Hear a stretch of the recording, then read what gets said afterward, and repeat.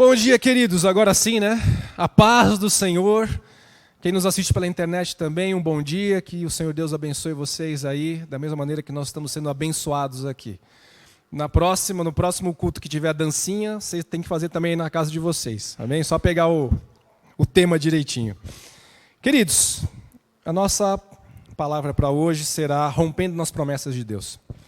Então, duas coisas são importantes quando Deus traz alguma direção para nós.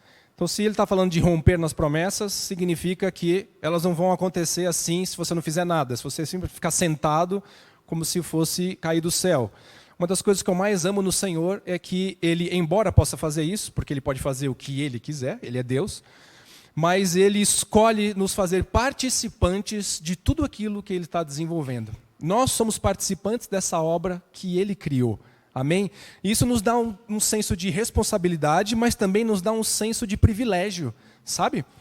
Como se na sua empresa, vamos supor, você tem um chefe, né, um diretor, um presidente, ele chama você para fazer um trabalho específico e chama só você, dá aquela sensação de, olha, que coisa exclusiva isso. Então, entenda dessa maneira, Deus está chamando você quem? Todos vocês. Olha para você mesmo, não olha para o lado, olha para você. Deus está chamando você para ser participante dessa obra. Amém? Então, a gente vai falar um pouquinho sobre essa questão de romper nas promessas de Deus. E eu primeiro queria perguntar, quem tem uma promessa de Deus aí, só para eu saber? Tá bom, é que vocês não entenderam o que eu perguntei, né? Quem tem uma promessa de Deus? Tá, levanta a mão todo mundo. Levanta a mão todo mundo. Todos vocês têm uma promessa de Deus. Amém? Carlão, mas não veio nenhum profeta falar comigo. Gente, a palavra profética é a Bíblia.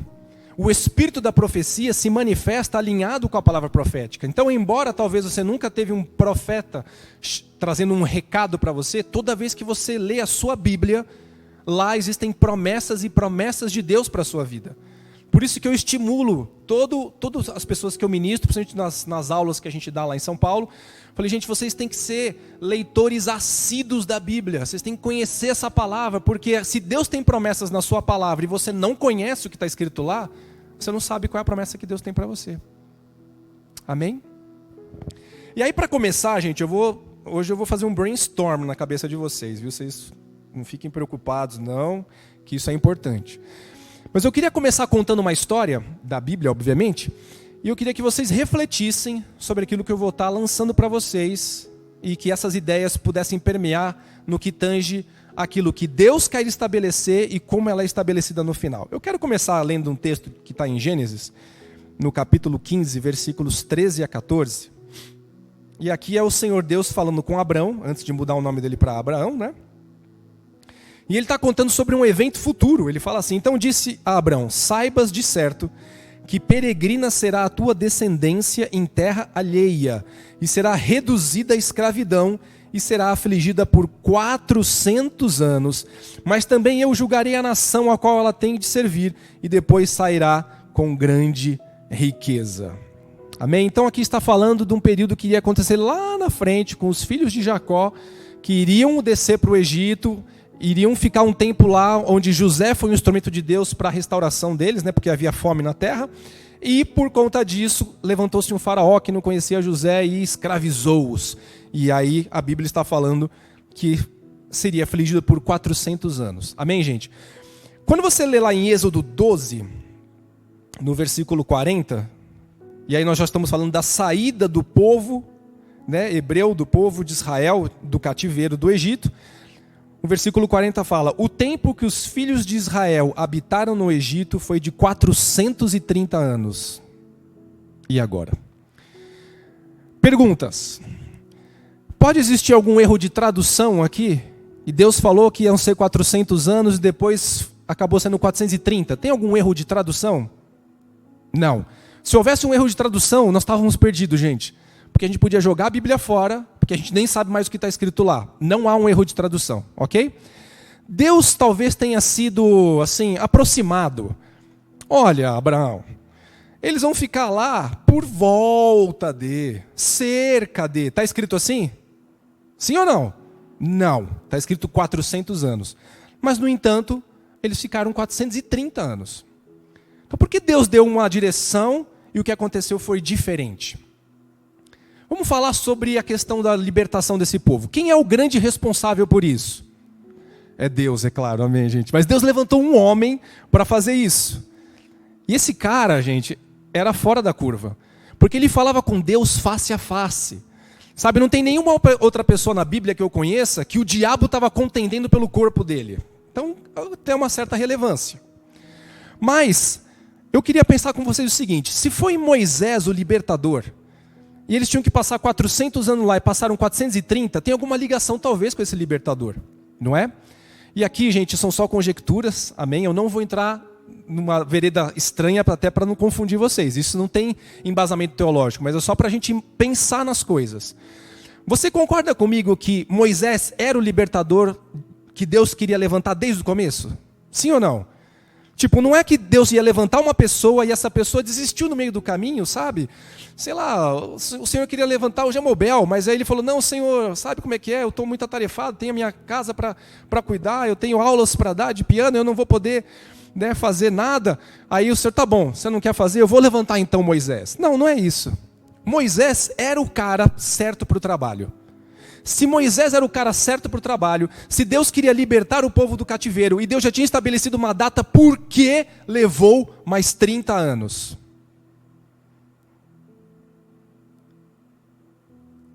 Vocês estão confusos agora, né? Gente, muitas coisas podem ter acontecido aí. Eu creio, tá? Isso é Carlos, amém? Não vai achar que isso é base teológica, não está na Bíblia.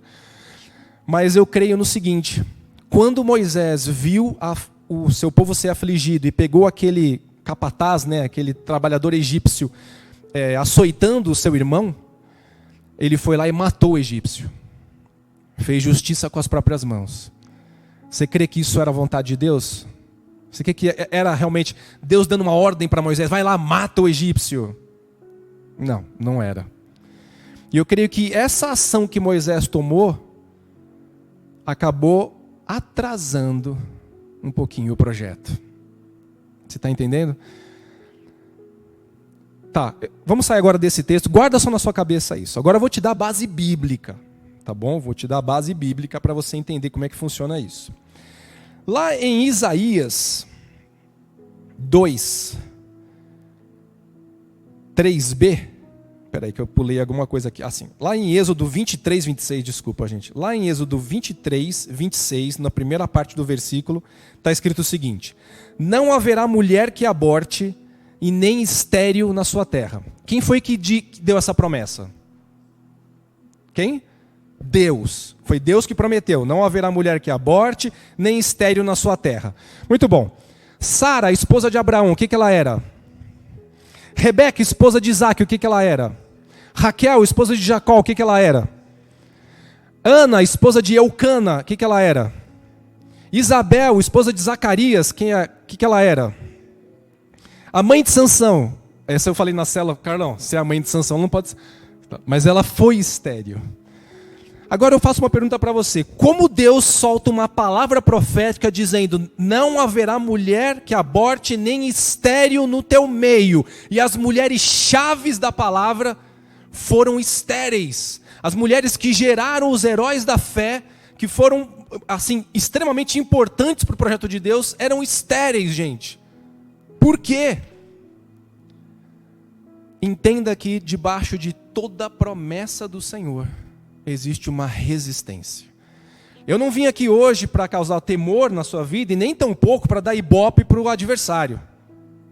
Mas eu só vim alertar aquilo que Deus está nos revelando, que é necessário estarmos atentos. Por isso que a Bíblia fala: vigiai e orai. Não adianta só você fechar os olhos e ficar buscando a Deus. Você tem que estar atento às coisas que estão acontecendo à sua volta, para que aí você busque a Deus. Amém? As duas coisas são importantes. Então, existe uma resistência espiritual contra toda promessa que Deus coloca na sua vida. Então, é claro que a gente tem a palavra profética, eu falei para vocês, a Bíblia. Toda promessa que você enxergar aí do Senhor para a sua vida, entenda, haverá algum nível de resistência. O objetivo do adversário, gente, não é vencer a guerra. Ele não tem como, ele já perdeu, na verdade já está condenado. Só que o que ele quer fazer é arrastar o máximo de pessoas que ele puder para o abismo onde ele vai. Ele não tem como vencer a Deus. Ele não tem como tocar na sua vida. Mas o trabalho dele é nos tirar do propósito de Deus, fazer com que as promessas de Deus não se realizem em nós. Amém? As promessas de Deus são importantes? Muito. Se não fosse, ele nunca teria feito. Se ele se comprometeu com alguma coisa, é porque é relevante. Nós não podemos olhar para as coisas que Deus promete e falar assim, não, tudo bem, Senhor, eu estou bem, não preciso de nada. É terrível. Você já deu um presente para alguém e a pessoa fala assim, obrigado, não precisava. Tipo, nem fez questão. Você foi lá, escolheu o presente na loja bonitinho, mandou embalar, pôs o lacinho, e a pessoa faz pouco caso do seu presente. Qual é a sensação que você tem? Dá uma tristeza no coração, não dá não? Eu sei que alguns vão falar assim, não, Carlão, dá outra coisa, dá indignação. Não ganha mais presente também, não volto mais aqui. Mas imagine que Deus está dando presentes para nós, porque a sua promessa é um presente. É algo que nós não merecemos, mas Ele se comprometeu com isso. Então nós precisamos levar a sério, e você não pode abrir mão das promessas que Deus tem para você. Amém? Você está comigo? Glória a Deus. Então, eu queria falar para vocês sobre uma história do Antigo Testamento, que está lá relatada em Isaías capítulo 2, versículo 3, na segunda parte do versículo, 3b, que diz o seguinte, vou ler só o finalzinho, tá? Pois a lei sairá de Sião, e de Jerusalém virá a palavra do Senhor. Olha o que Deus estava falando. De Sião eu vou entregar a lei, ok? Vocês lembram Moisés recebendo as tábuas? Não só as tábuas, porque a gente imagina que quando Deus deu a lei são os 10 mandamentos. Não, a lei é tudo aquilo que está escrito em Levítico, Deuteronômio, tudo aquilo que Deus revelou como a lei. Mas ele fala o seguinte, se de Sião sai a lei, de Jerusalém sairá a palavra do Senhor. O que foi que aconteceu em Jerusalém, gente? Foi de lá que tudo começou. Você e eu só estamos aqui nessa igreja, só estamos aqui nesse ministério, só estamos aqui louvando ao Senhor, porque alguém lá atrás fez uma obra de espanto, fez uma obra de dor, de sacrifício, se entregando por nós, preparando discípulos e levantando-os como a igreja primitiva. E a partir de Jerusalém, foi como uma bomba nuclear, gente, que foi expandindo e alcançando todas as nações. Esse é o nível de importância de Jerusalém para nós. Amém? Eu vou contar para vocês um pecado meu. Eu não sei, é um pecado, né, Renato? Só pode ser. Eu não tinha vontade de ir para Israel. E a minha esposa, muitas vezes, minha princesa, falava, não, a gente tem que ir, vamos na próxima, a gente tem que ir, vamos dar um jeito, parcela em 500 vezes, faz um carnê, faz um consórcio, pega dinheiro emprestado, sei lá. E eu, não, amor, não, vamos para Orlando, vamos para Disney. Carlão, para Disney, não tem nem comparação. E aí, enfim, o Senhor me colocou no estreito e falou, você vai para Israel, sim, você vai lá conhecer, você vai saber, você vai pisar naquele lugar. E quando a gente esteve em Jerusalém especificamente, gente, foi uma sensação que eu não consigo descrever para vocês. A minha vontade era de não ir mais embora e ficar lá. Mas é uma cidade cheia de coisas para fazer? Não tem nada. É tudo pedra, é tudo coisa antiga, as pessoas não falam a sua língua. Mas, gente, a sensação que você tem de estar em casa, eu não entendi o que era isso até o dia que eu pisei lá. Então, falei pecado, mas é uma brincadeira, tá, gente? Eu queria que você colocasse esse desejo no seu coração de um dia você estar lá. Que você não esperasse o milênio, quando você vai adorar o Senhor lá, como povo dele, mas que você tivesse esse desejo. Carlão, é muito caro. É caro ou barato? Depende da nossa fé, eu creio. Amém? Porque eu creio que Deus prepara coisas. Eu já vi Deus levantar pessoas com ganhar uma viagem inteira para Israel, com tudo pago, e a pessoa não tinha nem um automóvel, pra você ter uma ideia. Morava de aluguel. Então, eu creio no Deus que pode todas as coisas. Amém? Então, qual que é a importância de Jerusalém? De Jerusalém sairá a palavra do Senhor. Só que, o que é que havia em Jerusalém, gente? Que a gente está vendo hoje, mas vamos olhar lá para trás. Em Jerusalém, havia um dos povos mais terríveis do Antigo Testamento. Os jebuseus. Já ouviu falar? Os jebuseus eram um povo tão terrível, eles causavam tanto medo para as pessoas, que quando o Josué entra na terra prometida, ele vai conquistar as cidades e as regiões que Deus tinha estabelecido, os valentes de Josué capturam os reis, inclusive o rei dos jebuseus, e eles colocam esses reis numa caverna porque os valentes de Josué tiveram medo de matar. E aí teve que vir Josué e falar, traz os reis para fora, pôs o pé no pescoço deles e falou assim, não temam, o Senhor está nos dando essa vitória. E eles conquistaram a cidade de Jerusalém. Amém? Josué. No livro seguinte, de Juízes, ou seja, acabou o tempo de Josué, Josué morreu, as tribos já estavam assentadas, Deus começou a levantar os juízes, adivinha quem estava de volta lá em Jerusalém? Lá em Juízes 1:8, os homens de Judá atacaram também Jerusalém e a conquistaram, mataram seus habitantes a fio de espada e incendiaram. Quer dizer, voltaram de novo para Jerusalém, foram reconquistadas. Então, durante o período dos Juízes, Jerusalém foi de novo conquistada para o povo.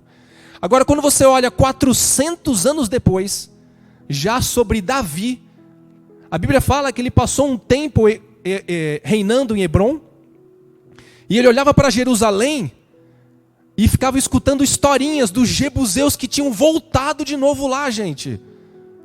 Caramba, Carlão, como é que pode ser isso? Como é que esses caras não desistem? Não desiste, gente, porque existe uma resistência. Olha o que está escrito aqui em 2 Samuel 5, nos versículos 5 e 6. Em Hebrom reinou sobre Judá 7 anos e meio. Então ele ficou 7 anos e meio em Hebrom, olhando para Jerusalém. Depois em Jerusalém, quando ele conquistou, reinou sobre todo Israel 33 anos. Olha o que diz aqui na sequência do texto. O rei e os seus soldados marcharam para Jerusalém para atacar os jebuseus que viviam lá. E os jebuseus disseram a Davi, você não vai entrar aqui, até os cegos e os aleijados podem se defender de você. Porque eles achavam que Davi não conseguiria entrar. Agora você imagina, Davi era um guerreiro, gente, que não tinha medo de nada. Ele não era como o Gadita, por exemplo, que era aquele que a Bíblia fala que tinha a face como de um leão. Tipo, se encontrar o cara à noite num beco, você sai correndo, que o negócio é feio. Davi era meio mauricinho, sabe? Ele era ruivinho, era um cara de feições mais delicadas. Mas, a despeito disso, a sua garra, a sua coragem, gente, era incrível. Agora você imagina para um conquistador como Davi, olhar para esses caras em Jerusalém e falando assim, Davi, pode vir. Os cegos e os coxos vão botar você para correr. Gente, isso foi tão traumático para Davi. Quando você lá lê em 2 Samuel, no capítulo 5, versículo 8, está escrito assim, Davi naquele dia mandou dizer, todo o que está disposto a atacar os jebuseus, suba pelo canal subterrâneo e ataque os cegos e os coxos que a alma de Davi abomina, odeia. Gente, aquilo foi tão marcante para Davi que ele falou assim, quando vocês entrarem na cidade, por favor, matem todos os cegos e os coxos, que eu não aguento mais escutar essa história. Você entende o que é a resistência? Se Satanás tivesse dominado Jerusalém, e Jerusalém nunca tivesse entrado para o seu povo, e lá não pudesse ter acontecido tudo o que aconteceu, que a gente já sabe, nós nem aqui estaríamos sentados, gente. É tremendo isso. Existe uma resistência espiritual em cima de tudo aquilo que o Senhor promete. Sabe? Aí você encontrou o irmãozinho outro dia na rua, de uma outra denominação, até o irmão fala assim, olha, o Senhor manda me falar que você está desempregado. É mesmo? Eu estou mesmo. É, eu sei. Mas o Senhor está falando que você já mandou um currículo, e esse currículo vai te chamar essa semana ainda. Aí você começa, caramba, é verdade, eu mandei mesmo o currículo. Vai acontecer. Só que por conta disso, entenda, vai haver uma série de resistência tentando impedir você de se apropriar dessa bênção. Qual que é o alerta do Senhor para nós aqui? Significa que Ele já colocou toda a instrumentalidade para nós vencermos, mas a gente precisa ir na direção do Senhor para isso. Amém?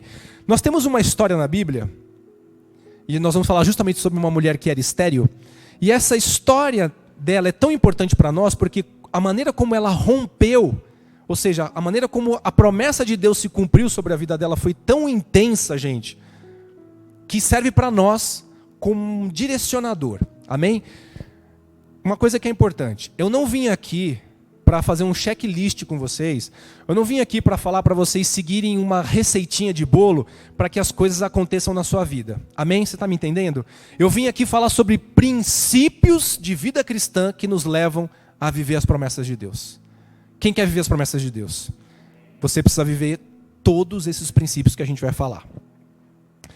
Muito bom. Lá em 1 Samuel, capítulo 1, versículos 1 a 2, diz assim: Houve um homem em Ramataim Zofim, da montanha de Efraim, cujo nome era Eucana, filho de Jeroão, filho de Eliú, filho de Tou, filho de Zufi, Efrateu. E esse tinha duas mulheres, o nome de uma era Ana e o da outra Penina. E Penina tinha filhos, porém Ana não os tinha. Gente, a Bíblia relata que de ano em ano, quando eles subiam para adorar o Senhor, a Penina ficava alucinando a Ana, falou assim: Ana, você é uma seca, você não dá nada, você não serve para nada, você é uma porcaria. Era assim, ela escutava, imagina anos e anos ter que escutar isso, a sua adversária dentro de casa, né? Por isso que Deus sabiamente deu uma esposa para cada homem, uma só, amém? Mas no caso dele ele tinha duas. Olha o conflito dentro de casa, uma mulher tinha filhos e a outra não, e a que não tinha filhos era mais amada. E Penina aproveitava que ela não tinha gerado ninguém ainda e ficava alucinando a cabeça dela. Não sei se você já se sentiu assim, humilhado, que alguém vira para você e fala: você é isso, você é aquilo, que você não tem, as coisas não acontecem na sua vida, você não vai para frente, nada que você faz dá certo, você não termina nada que você começa. Você já escutou alguma coisa assim? São as peninas da vida que aparecem por aí, são esses demônios que o Satanás levanta para nos atazanar. Amém? Então Ana tinha essa dor no seu coração de toda hora estar sendo provocada pela outra esposa e não gerar filhos para o seu marido. Só que chegou um momento na vida dela em que ela falou: agora chega. Teve um momento, gente, onde ela deu um passo para fazer alguma coisa que ela nunca tinha feito antes, e isso gerou a bênção sobre a vida dela. Então, nós, muitas vezes estamos insistindo em alguma coisa que não vai para frente, e Deus está falando: está na hora de você mudar a direção, está na hora de você tomar um outro passo, e você tem que dar esse passo, senão não vai acontecer, não vai romper na sua vida. Amém? Você está me entendendo? Eu sei que Deus está falando com alguém. Bom, Ele está falando comigo, já estou feliz. Vamos lá, eu quero falar para vocês sobre 9 princípios que levaram Ana a romper com a esterilidade. Primeiro, 1 Samuel 1, versículo 10, diz assim: Ela, com amargura de alma, orou ao Senhor e chorou abundantemente. Essa palavra amargura, gente, no original, mara, tanto tem o sentido de ser alguma coisa amarga, tá bom? Amarga no paladar mesmo, como também tem o sentido de ser alguma coisa dolorida. Ou seja, havia uma dor na alma de Ana. Não sei se você já teve uma dor na sua alma que caminha com você e que você fala: Senhor, quando é que isso vai sair de dentro de mim? Então, Ana tinha essa dor dentro dela. Só que a Bíblia fala que ela se aproximou diante do Senhor e ela se quebrantou. Então, o primeiro princípio que você precisa aprender chama-se quebrantamento. Carlão, o que é quebrantamento? É chorar? Não, quebrantamento não é chorar. O quebrantamento pode me levar a chorar na presença de Deus. Mas tem muita gente que está chorando porque tomou decisões erradas e está colhendo coisas ruins e está chorando.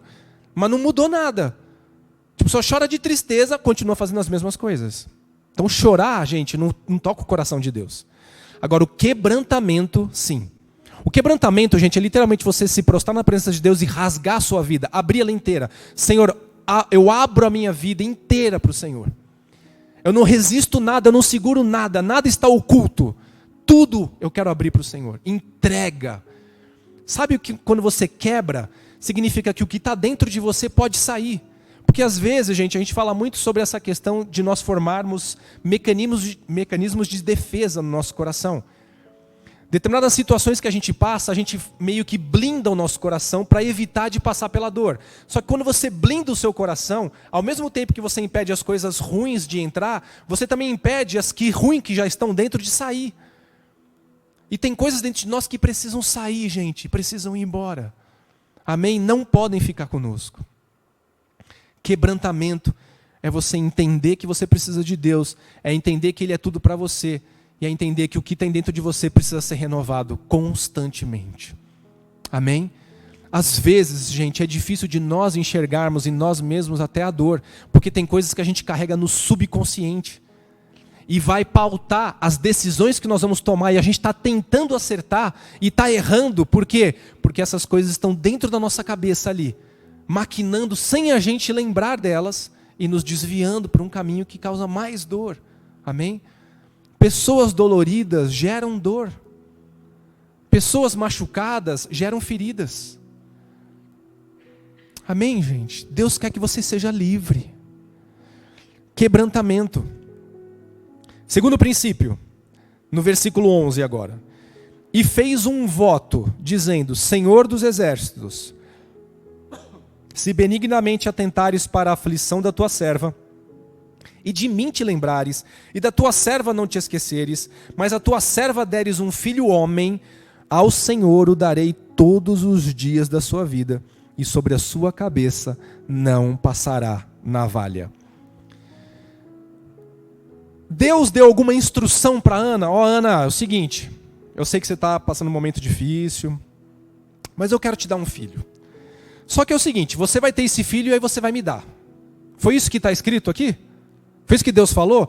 Aqui Deus está falando que Ana fez um voto. Significa que Deus não pediu nada, mas ela falou: eu quero te entregar. Então cuidado com os votos que você faz. Voto é algo que toca no coração de Deus? Claro que sim, porque Ele não te pediu nada e você quer liberalmente entregar alguma coisa para Ele. Então ela fez um voto: se o Senhor se lembrar de mim, da minha aflição, tudo aquilo que eu tenho passado, não esquecesse de mim, me der um filho homem, eu te darei todos os dias da sua vida. Segundo princípio, me dá que eu te dou. Sabe um dos grandes questionamentos que às vezes a gente tem dentro da igreja é: por que que o Senhor está abençoando o meu irmãozinho e não está acontecendo nada comigo? É o que a gente fala, a tal da inveja santa, sabe? Só que não é nada santo, é inveja mesmo, tá?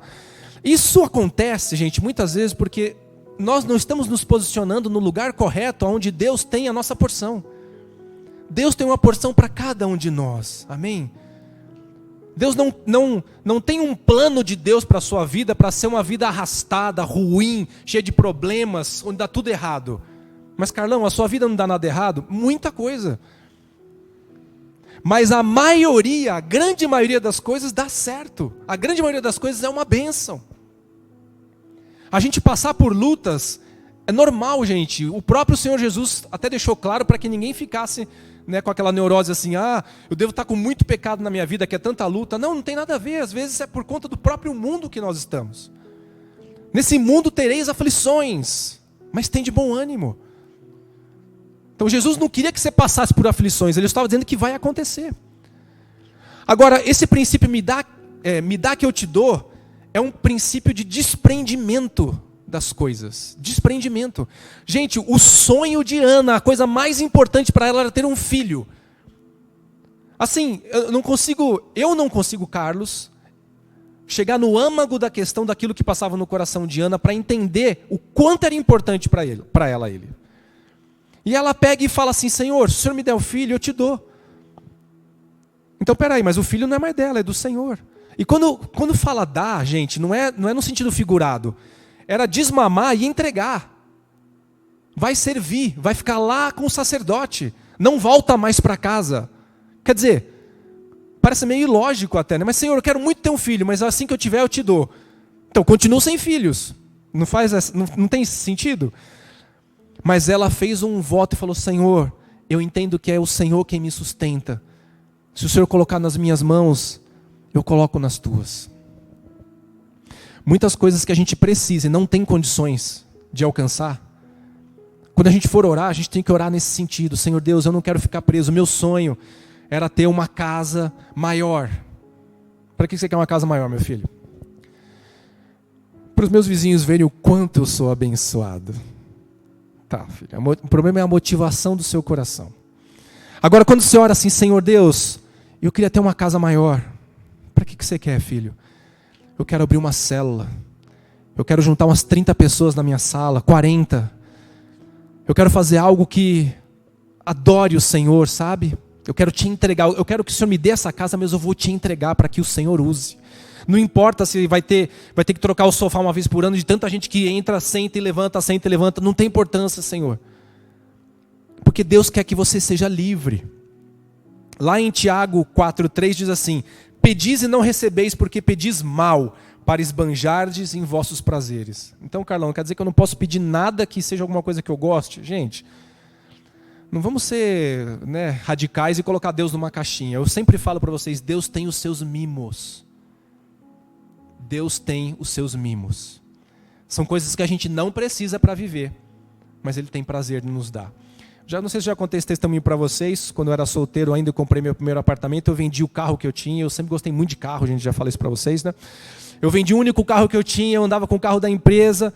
E amém, glória a Deus, era um carro que me levava, me trazia, tudo bem, não tinha ar-condicionado. Eu chegava derretendo no trabalho, chegava derretendo nas reuniões, com a camisa grudada no corpo. Era um negócio até ruim. Às vezes eu sentava com o prefeito da cidade, eu colado, com a camisa colada no corpo. E eu falava assim, Senhor, eu não tenho condições de nem entrar num consórcio para comprar um carro melhor. Um carro para mim. E, gente, depois de um período, talvez um ano, o meu patrão me chamou para uma reunião, o presidente do grupo. Falou, e aí, Carlos, como é que estão as coisas? Como é que está o seu trabalho? Ah, tá bom, tá isso, estamos desenvolvendo assim, assim. Você precisa de alguma coisa? Eu falei, opa, eu acho que Deus está falando comigo. Eu falei assim, eu queria fazer um único pedido. O que você precisa? Eu gostaria só que quando vocês forem trocar o carro que está comigo, o carro da empresa, se vocês pudessem me dar um golzinho com ar-condicionado. Só ar-condicionado, não precisa mais não, não precisa de vidro elétrico, trava elétrica, espelho elétrico. Não precisa de nada disso, só um ar-condicionado. Aí ele ficou pensando, olhou para mim assim, vamos fazer o seguinte, você vai escolher um carro e nós vamos te dar esse carro. Não vai ser da empresa, vai ser seu. Eita, que mistério é esse? Aí eu falei, tá bom, eu vou escolher. Ele me deu um valor. E aí quando eu levei essa ideia para a nossa gerente financeira, ela olhou assim e falou, Carlos, eu entendi o que você quer aqui. Esse carro é um carro legalzinho, um carro que tem ar-condicionado, um carro bonitinho, mas eu quero que você tenha outro carro. Eu falei, mais que isso eu tenho que pôr dinheiro do bolso, eu não tenho. Eu vou fazer um leasing, vou preparar um negócio especial para você e você vai ter um carro bom. Eu falei, ai Jesus, e agora? Senhor da glória. Pensa que Deus moveu tudo. E quando eu fui descobrir o que estava sendo armado, estavam comprando para mim um Astra automático, topo de linha. Tipo, eu sei que hoje você vai falar do Astra, era um carro que saiu de linha. Mas na época, gente, era uma nave. Eu fui buscar 0 km na concessionária, gente, eu sentei no carro e falei assim, eu estou numa Mercedes, estou numa Porsche, eu estou numa Ferrari, porque comparado com o Gol que eu usava para ir trabalhar, sentar naquele Astra, é como se eu estivesse num Rolls Royce. Aí eu faço essa pergunta para você, Deus precisava me dar um carro desse? Se Ele tivesse dado um Golzinho com ar-condicionado, eu não teria feito a mesma coisa, da mesma maneira? Então, entenda, Deus tem os seus mimos. Deus se agrada em, muitas vezes, trazer um adorno no nosso coração. Amém? Mas a gente só tem que tomar cuidado com o que a gente pede quando a gente só quer pedir para nós. Quer pedir para o nosso benefício, quer pedir para a gente ser feliz. Porque dá a impressão seguinte, então filho, você precisa de uma bênção para ser feliz, quando sou eu que te faço feliz. Olha o que fala em 1 de João, capítulo 2, versículo 15. Não ameis o mundo, nem no que no mundo há. Se alguém ama o mundo, o amor do Pai não está nele. O que quer dizer? Que a gente pode gostar de coisas, mas a gente só pode amar a Deus e amar as pessoas. Nós temos 2 tipos de amor, o horizontal e o vertical. A gente não pode amar a nossa casa, a gente não pode amar o nosso carro, a gente não pode amar o dinheiro, isso é claro na Bíblia, mais do que a Deus. Amém? Me dá que eu te dou. Terceiro princípio, versículo 12. E sucedeu que perseverando ela em oração perante o Senhor, ele observou a sua boca. Perseverando ela em orar perante o Senhor. Terceiro princípio, orar demoradamente. Gente, a gente precisa tirar um tempo um tempo de qualidade para estar na presença de Deus. Não dá para você chegar na presença de Deus rapidinho de manhã, Senhor, eu estou meio atrasado, mas glória a Deus, obrigado que eu tenho um trabalho, é por isso, obrigado pelo café da manhã, abençoa o meu dia, eu te amo e a gente se vê mais tarde. Você imaginou dentro de um casamento, o marido acorda de manhã, vai trabalhar e fala assim, minha esposa, até mais tarde, um beijo, tchau. Tipo, saltou da cama, fala isso e vai embora. Quanto tempo dura esse casamento? Não vai durar muito, gente. É necessário desenvolver um relacionamento. Nós temos o maior exemplo de todos, o próprio Senhor Jesus. Quanto tempo ele investia em oração? Aí você podia falar, puxa, talvez de todas as pessoas que estão descritas na Bíblia, ele era o que menos precisava de oração. Você pensa isso, mas não é verdade. Tenha um tempo de qualidade na presença do Senhor. Amém? Não entre com pressa de sair. Quando você for orar, cante um cântico novo. Declare como ele é precioso. Eu sei que você tem as suas petições para fazer, a gente tem coisas para pedir para Deus. Eu peço, tá? Não pense você que eu sou pidão. Eu sou, mas eu sou pidão naquilo lá. Senhor, também se o Senhor não me der, amém. Porque eu te amo. O Senhor é suficiente para mim. Mas tem um tempo para você abrir o seu coração. Às vezes até para falar, Senhor, não sei, talvez eu estou precisando de uma correçãozinha aqui e ali. Corrige. Eu quero ser corrigido. Não é uma vontade extrema de passar pelo estreito, de passar por uma dificuldade. É o, Senhor, eu preciso melhorar. Eu não estou bom ainda. Quem acha que está bom aqui já? Levanta a mão. Que eu já vou orar por você, que o Senhor vai te recolher hoje, né? Nós estamos em processo, nós estamos em obras. Mas essas obras a gente precisa identificar onde precisa de reforma. Amém? Orar demoradamente. Quarto princípio, versículo 17. Então respondeu Eli era o sacerdote, tá? Vai em paz e o Deus de Israel conceda a petição que lhe fizeste. Então aqui a gente na verdade tem dois princípios num versículo só. Gente, Eli era o sacerdote nesse tempo de Ana e de Eucana. E Eli era um cara muito problemático. Por quê? Ele tinha 2 filhos que pecavam e faziam Israel pecar por conta dos seus procedimentos. Só que a Bíblia fala que o próprio Senhor Deus falou para Eli, Eli, os seus filhos fazem Israel pecar e você não os corrige. Você vai ser riscado do mapa, você e a sua descendência. Eu vou levantar outro no seu lugar. Então Eli não era um sacerdote abençoado, ele não era como o pastor Renato. Era um cara totalmente perdido.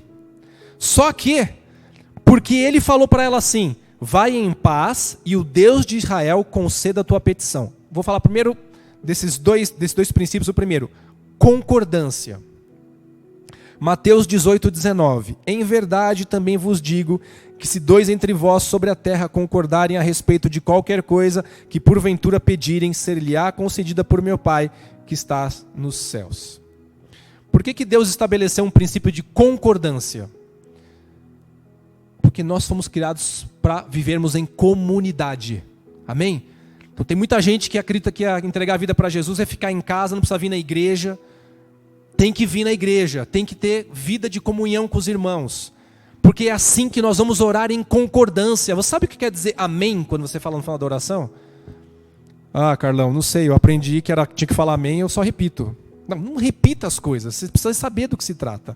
Quando você fala amém, está dizendo que assim seja. Você está dizendo, eu concordo. Assim como o pastor Renato falou, para mim também é a mesma coisa, Senhor, estamos juntos. E a Bíblia fala que quando nós concordamos, nós ativamos alguma coisa no céu. Ore com alguém. Muitas vezes a gente está orando sozinho por alguma coisa. Ore com alguém. A Bíblia fala que a gente pode orar um pelos outros para ser curado, não é verdade? Lá em Tiago. Mas a gente também pode orar com alguém para que, pelo princípio da concordância, a gente possa começar a viver as coisas que Deus tem para nós. E até porque se você for pedir alguma coisa que de repente vai ser meio estranho, a pessoa que ia concordar com você vai falar assim, olha, vamos mudar um pouquinho a sua oração? Talvez você está pedindo, não está muito alinhado. Então até nisso Deus tem sabedoria para nos ajudar. Amém? Então o princípio da concordância é muito importante. O outro princípio que está nesse mesmo versículo, o princípio da autoridade. Ainda que Eli fosse um sacerdote ruim, ele era o sacerdote. E porque ele tinha essa posição, Deus honrou essa posição. Embora ele fizesse coisas erradas, quando ele lançou aquela palavra, seja feita conforme a tua petição, porque ele é autoridade, Deus falou, ok. Eu não estou querendo dizer para vocês que vocês vão ficar aqui escravos do pastor Renato, e toda vez que vocês precisam de alguma coisa, você tem que vir pedir, pastor Renato, eu quero pedir tal coisa, você me autoriza? Não é isso que eu estou falando. Mas entenda que a autoridade que Deus colocou sobre ele, para estar sobre nós nesse ministério, é bênção de Deus. E tudo aquilo que a gente fizer alinhado com aquilo que Deus colocar no coração dele, entenda, a sua vida vai prosperar. A sua vida vai prosperar. Amém? Eu não estou falando isso porque eu estou querendo levantar o meu amigo Renatão, mas é porque isso é um princípio de Deus. Então, se você tem um líder de célula, por exemplo, que está abaixo do Renato, ele é autoridade sobre a sua vida também. Então, procure estar sempre debaixo de alguém e sempre discipulando alguém. Eu sei que o pastor Renato tem incentivado vocês a buscarem fazer discípulos. Isso é muito importante. Não porque vocês vão estar numa posição de governo, mas porque vocês vão estar passando a visão para frente. Mas por conta disso, você se torna autoridade sobre a vida de alguém e você vai ter alguém que é autoridade sobre a sua vida. Quem já foi orar com o pastor Renato e viu um milagre acontecer, agora imagine o seguinte, eu vou orar por alguém e o milagre vai acontecer. Não porque sou eu, mas porque eu estou servindo a Deus. Amém? Então o princípio da autoridade. Sexto princípio, versículo 18. E disse ela, ache a tua serva graça aos teus olhos. Assim a mulher se foi o seu caminho, comeu, e o seu semblante já não era triste. Imagine que Ana está lá, ela chorou, estava orando, o Eli chegou lá, o que está acontecendo aí, minha filha? Está bêbada? Não, eu estou orando ao Senhor porque eu estou com amargura de alma. O que você está pedindo? Eu pedi, tá bom, seja concedido conforme o Senhor te falou. O que acontece? Ela levanta do lugar onde ela estava e vai para casa comer. Quero te fazer uma pergunta. Na hora que Eli falou para ela, vai em paz e o Senhor Deus te conceda a petição, ela engravidou na hora? Puf, parecia uma barriga assim, já saiu grávida. Oh, Jesus! A gente acha que Deus é mágico às vezes, né? Que Ele quer fazer umas coisas assim, tipo estalar o dedo. Deus trabalha com processos. O que aconteceu aqui com Ana é que ela levantou e Deus ativou dentro dela algo que todos nós precisamos desesperadamente para viver. Sabe o que é? Fé. Gente, fé é muito importante. Hebreus 11:6, de fato, sem fé é impossível agradar a Deus, porquanto é necessário que aquele que se aproxima de Deus creia que Ele existe e que é galardoador daqueles que o buscam. Sabe o que é galardão, gente? É um presente. Deus presenteia a gente. Amém?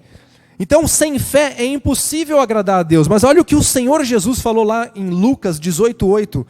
Digo-vos que depressa lhes fará justiça, contudo, quando vier o Filho do Homem, achará porventura fé na terra? Então não se engane que o sistema à nossa volta está tentando matar a nossa fé. Está tentando fazer você ficar dependente de máquinas e sistemas. E hoje em dia, gente, nas redes sociais. Eu fico impressionado que tem crente que não lê mais a Bíblia, porque fica escutando pregações no Instagram, no TikTok. Mas Carlão, você é contra isso? Óbvio que não. Só que você não pode só escutar o que as pessoas falam, você tem que tirar suas próprias conclusões, você tem que viver um tempo de o Espírito Santo te revelar o que está escrito. Eu gosto de escutar ministrações, eu sou até muito restrito, tá? A minha princesa sempre fala, você só fica nesses dois aí. Tá bom, mas eu fico feliz que eu escuto esses dois, eu confio naquilo que eles estão falando, mesmo assim ponho à prova. Assim como vocês têm que pôr à prova o que eu falo para vocês também, a gente tem que olhar na palavra. Amém? Mas a gente não pode viver só de olhar, de ficar assistindo ministração dos outros, se a gente não ler a Bíblia. Amém, gente? A instrumentalidade, ela pode ser uma bênção ou uma maldição. Depende de como você vai usar. Uma faca de churrasco pode ser uma bênção quando você está cortando aquela picanha deliciosa. Mas ela pode matar uma pessoa também. É só um instrumento. Depende de como você usa. Amém? Então fé, gente, é extremamente importante. Sétimo estamos acabando já, tá? 7º princípio, versículo 19. E levantaram-se de madrugada e adoraram perante o Senhor. Adoração. Percebe que Ana queria muito ter um filho, ela não estava grávida, a situação não tinha mudado em nada, a Penina estava lá, alucinando a cabeça dela. Nada havia mudado, gente, zero mudança. Ela só acordou daquele momento, levantou daquele momento e falou, agora vai dar certo. Mas não tinha acontecido nada ainda. O que ela fez? A primeira coisa que ela fez foi adorar o Senhor. Você precisa desenvolver uma vida de adoração. Nós adoramos a Deus com louvor, sim, nós adoramos a Deus com palavras, sim, mas você adora o Senhor com o seu tempo, você adora o Senhor servindo Ele, você adora o Senhor com dízimos e ofertas. Já parou para pensar nisso? Eu sempre falo para vocês, gente, o tempo é a coisa mais importante que nós temos, mais rica. Porque sem tempo a gente não consegue fazer nada. Verdade? Se a gente morrer hoje, acabou tudo. Acabou a família, acabou tudo, já era.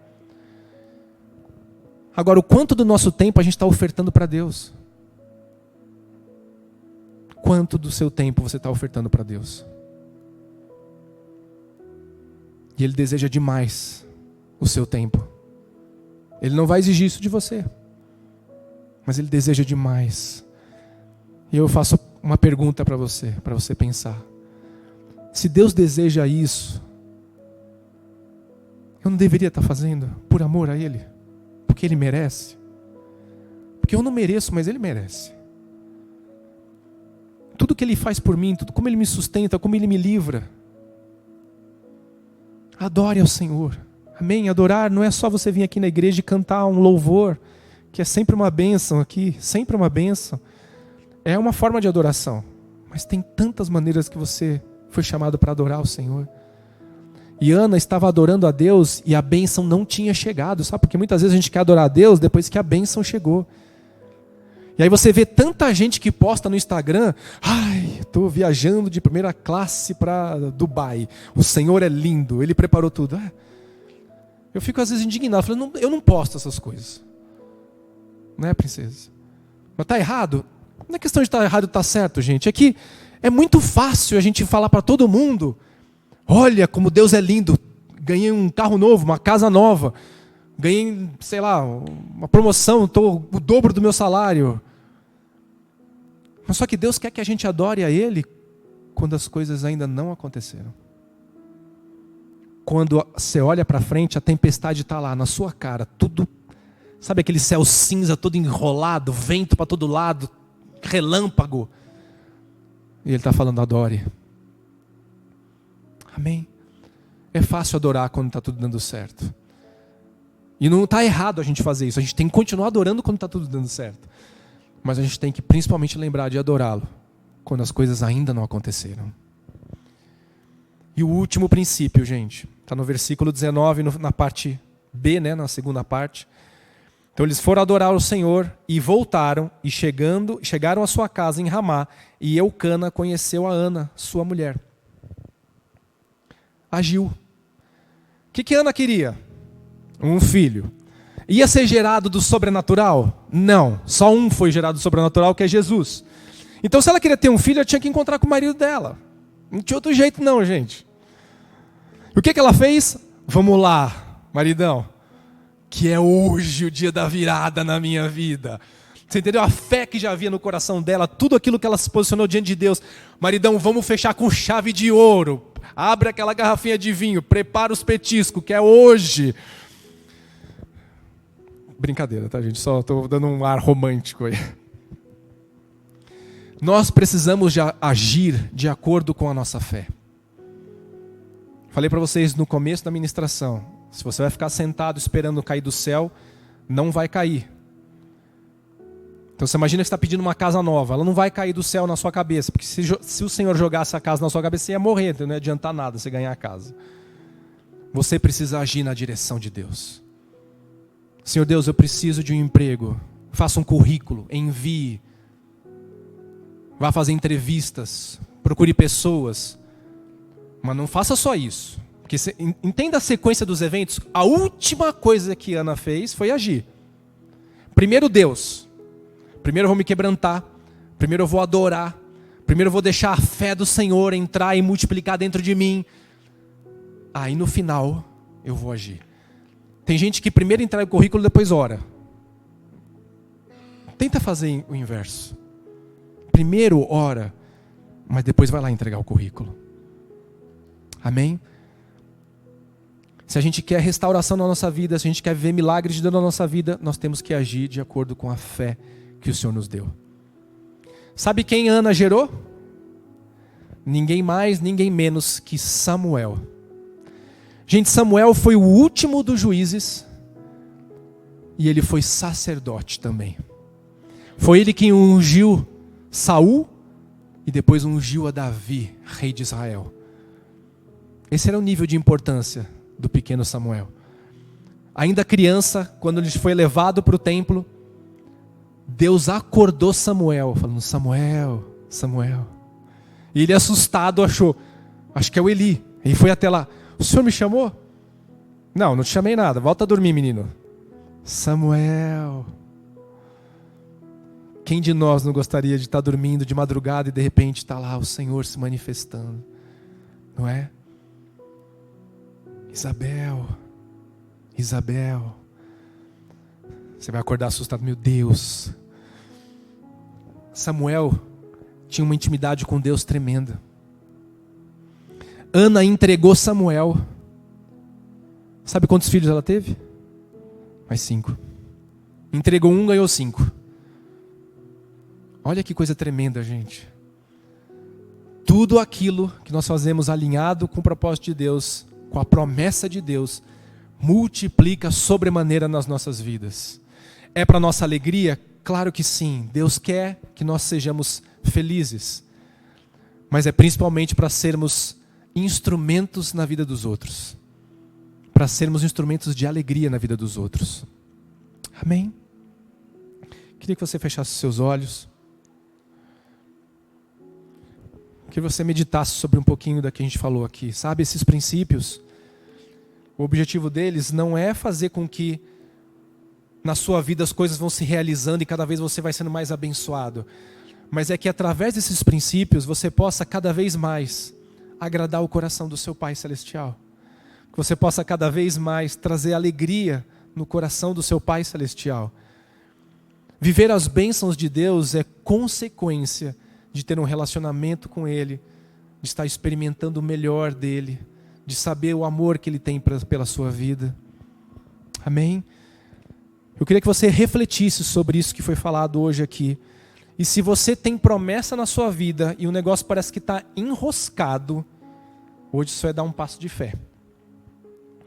Se tem alguma coisa na sua vida que Deus já declarou, vai acontecer, ainda parece que o negócio demora anos, não vem, está pior que os hebreus, está 430 anos para o negócio acontecer. Se você está sentindo assim, eu quero que você se levante e venha aqui na frente. Você vai agir em direção àquilo que Deus quer fazer na sua vida. A palavra profética está neste lugar. Eu não vim aqui declarar levianamente que Deus vai fazer coisas na sua vida, vai colocar a chave na sua mão, esse tipo de profecia que não estou falando que todas estão erradas, mas o que eu quero dizer para você é o seguinte: você está dando um passo de fé hoje para ver o milagre acontecer, para ver romper na sua vida essas promessas, e você vai se comprometer com o Senhor dentro desses princípios, de viver cada um deles. Não dá para viver 8 princípios e deixar o 9º de fora. Não dá para viver 7 princípios e deixar 3 de fora. Você vai precisar viver todos esses princípios. E em nome de Jesus, vai se cumprir na sua vida a promessa que Ele tem. Porque Ele tem uma promessa linda para você. Amém? Levanta a mão para o céu. Repita assim comigo: Senhor Jesus, eu coloco a minha vida diante de Ti. Eu sei que o Senhor tem promessas para mim. E eu não vou abrir mão delas. Eu não vou deixar de lado.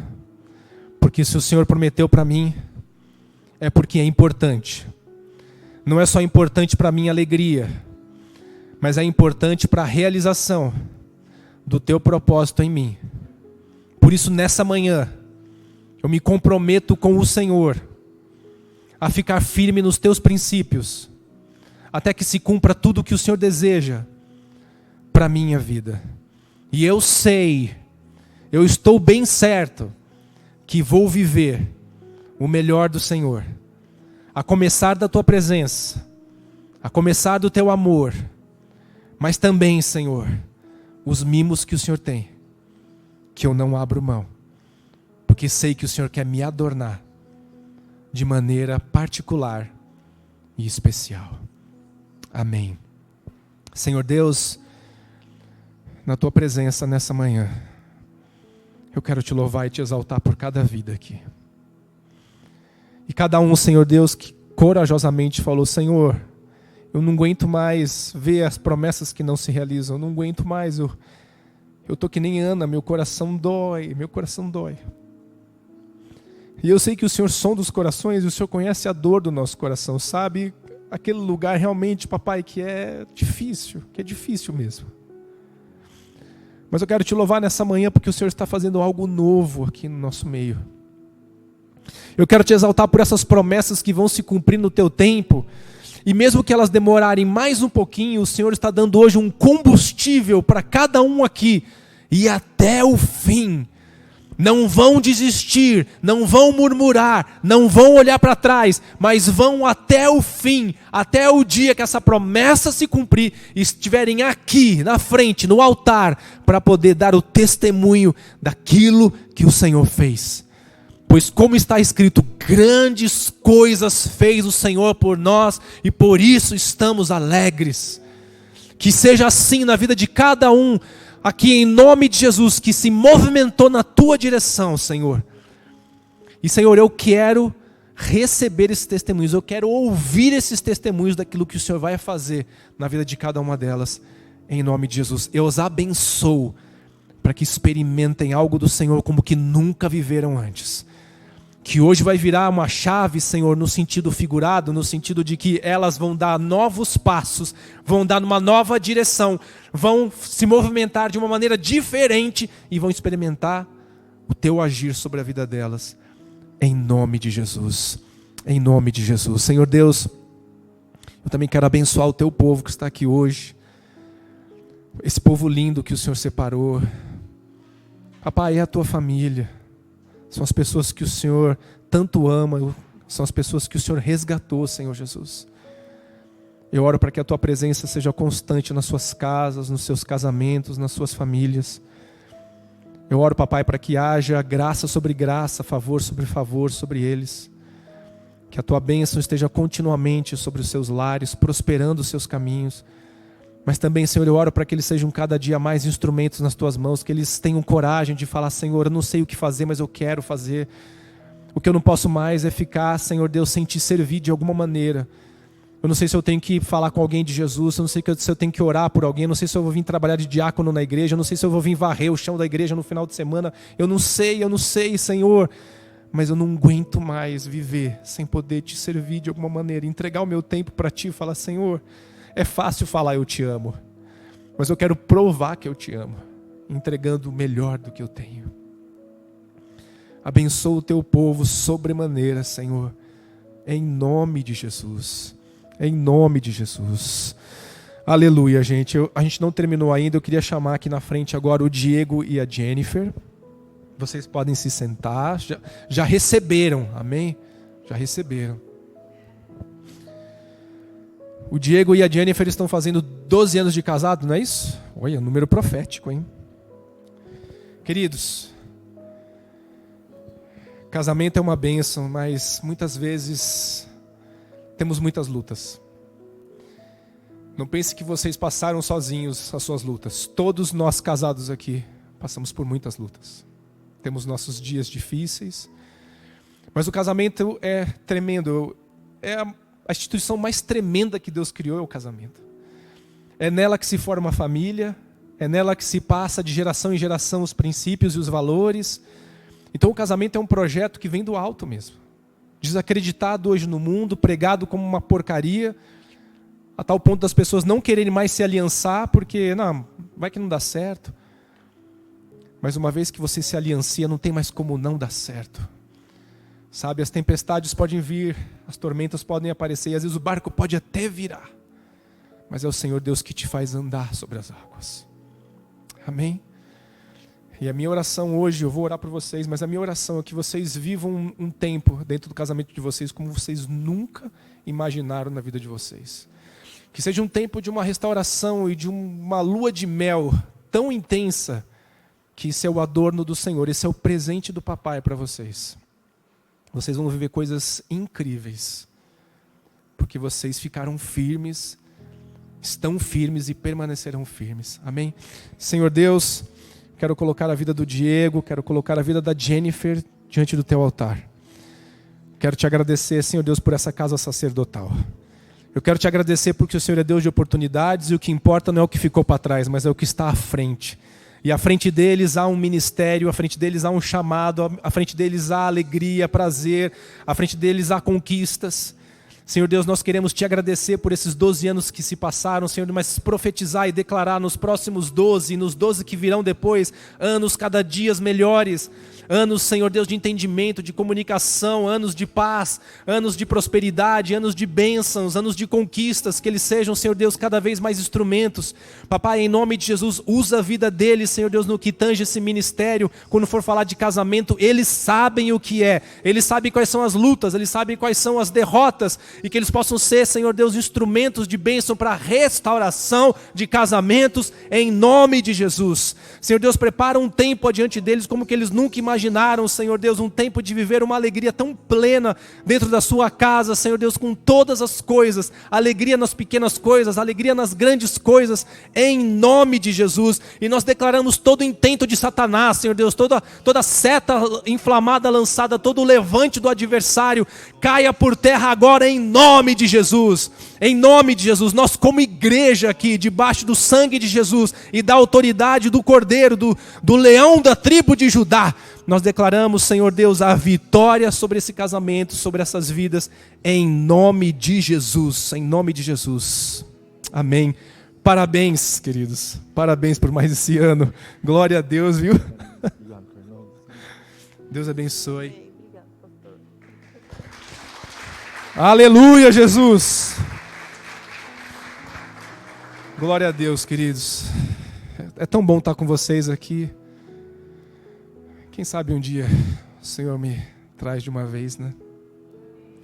Eu tenho uma alegria extrema mesmo de estar com vocês. Me sinto em casa com vocês, amém? Levanta do seu lugar, eu vou dar a bênção sacerdotal para você. Tem uma semana onde o Senhor Deus se manifeste de muitas maneiras. Levanta a mão para o céu, fecha os teus olhos. Que o amor de Deus o Pai, a graça do Senhor Jesus Cristo e as consolações, as comunhões, Senhor, a presença marcante do Teu Espírito, seja hoje e sempre com o Teu povo, guiando-os pela Tua vereda, fazendo-os brilhar aonde eles estiverem, livrando-os do mal e sustentando-os com a Tua destra, que é fiel. Em nome de Jesus. Amém, queridos. Deus abençoe vocês. Um bom domingo, bom almoço e uma semana cheia da presença de Deus.